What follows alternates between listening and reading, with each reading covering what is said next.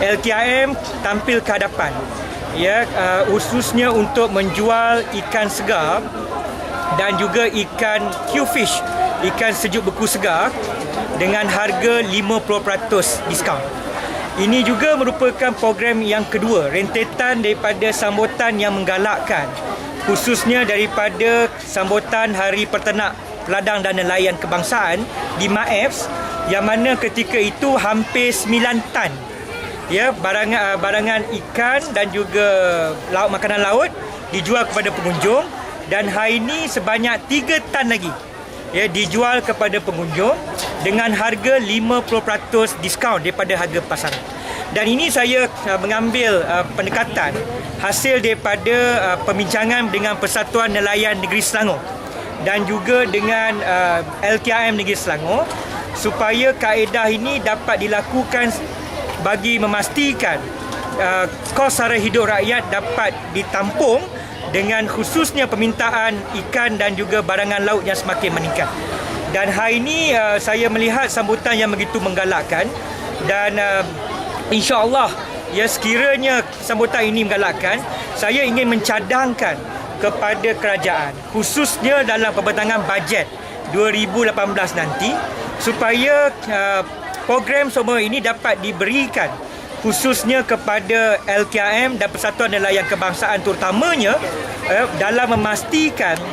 program-program semua ini dapat diadakan dalam menangani kos hidup rakyat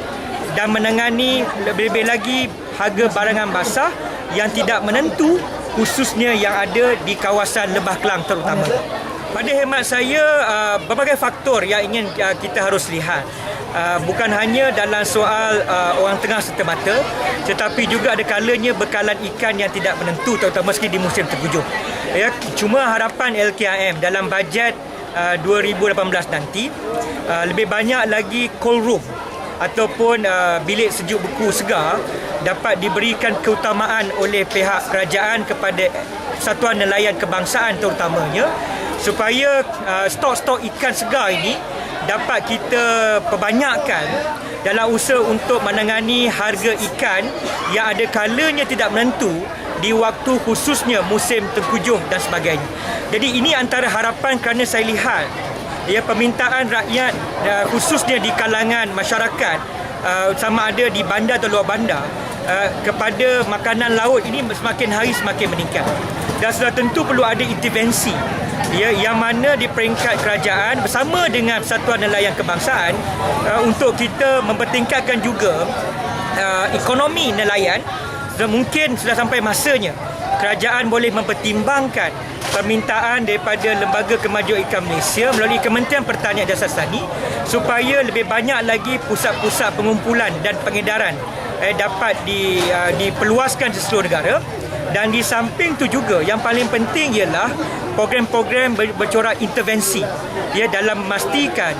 bekalan ikan ini mencukupi dengan harga yang berpatutan kepada rakyat.